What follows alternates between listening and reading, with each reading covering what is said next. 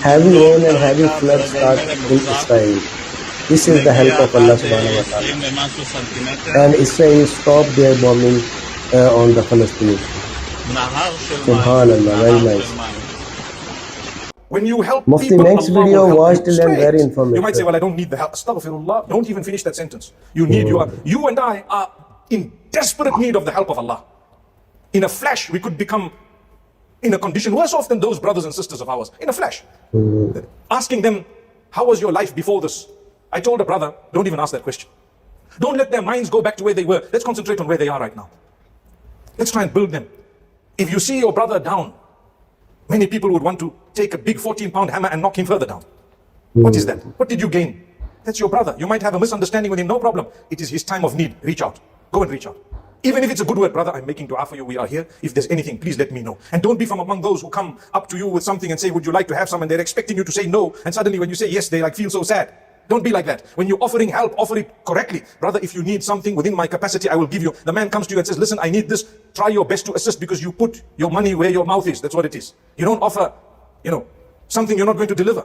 The best is to say, brother, this is some of assistance from me to you. And you know what? I make dua for you. That's the best. What did you do? It's okay.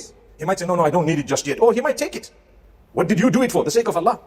So we have to ask about people. One of the duties of a Muslim is to ask about his or her brothers and sisters, starting with those who are related to you, those who are your family members, because you have the parents that you are sharing, and thereafter you go further to your communities and societies where you are living. Some of the imams had actually said that when you have money of zakat, it is wrong to go beyond where your community is, if your community is in need. Obviously, if there is a greater need elsewhere, you would go there.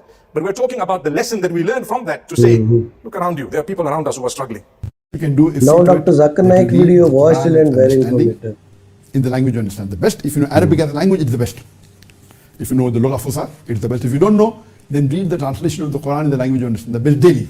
As much as you read, it is the best. And read with understanding, implement on it. That is the best guidance and the best help you can get.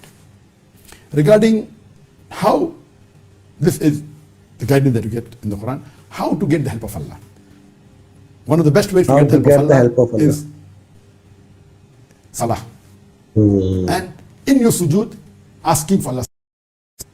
There is a very good saying of another great scholar that you cannot say that you have tried everything unless you have asked Allah in your Qiyamul Layl in the last one third of night. That means you cannot say that you have left every stone unturned unless you have asked for that thing in your sujood in Qiyamul Layl in the last one third of night. The best way is to ask Allah to dua to Allah subhanahu wa ta'ala. And the best dua you can do is in Qiyamul Layl, that the tahajjud salah in the last one third of night in your sujood. And there are various hadith. We say that Allah subhanahu wa ta'ala in the last one third of night, he comes down to the lower heaven and he asks, is there any of my followers, any of my servants who would like to ask anything, and I will answer. So 1 hour is there that Allah will answer your prayers. Of course, the best time to dua is during the Laylatul Qadr, which is equal to 1,000 months. It is equal to more than 80 years. That's the best time. But when you will find Laylatul Qadr, you don't know. The other, one of the best times to dua is during the Arafah, when you're performing Hajj in Arafah. That is the, next would be, you may not be in the Arafah, but anywhere else in the world. But one is the Laylatul Qadr, second is Arafah. In Arafah, during the 9th Zilhijjah, between Zohar and Maghrib, best time to dua. The next time, as I mentioned, is the Tahajjud Salah, the last one third of night doing dua. The other time is 1 hour on Friday between Maghrib and Asr. Asr and Maghrib on Friday, 1 hour, Allah answers your prayer. So these are specific times mentioned in the hadith where Allah subhanahu wa ta'ala goes out of his way to answer your prayer. Whether it be Laylatul Qadr, whether it be during Arafah, in Arafah, on 9th Zilhijjah, whether it be the Qiyamul Layl in the last one third of night, or Friday, 1 hour between Asr and Maghrib. These four things are there, and plus in any salah and sujood. This is the best. Otherwise, you can ask Allah, do dua to Allah 24/7, 365 of the day. There is no restriction.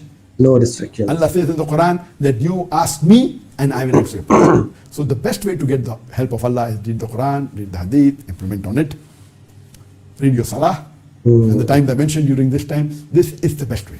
And but natural when you take any decision. See to it that when you take decisions, even if you are cocksure about it, do istikhara.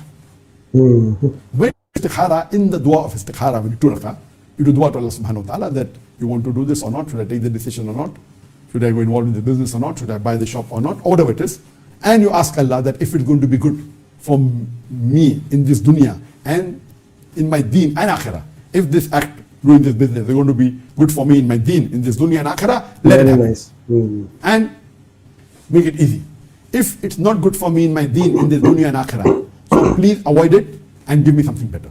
So this is the dua, istikhara dua, because Allah is the one who has knowledge.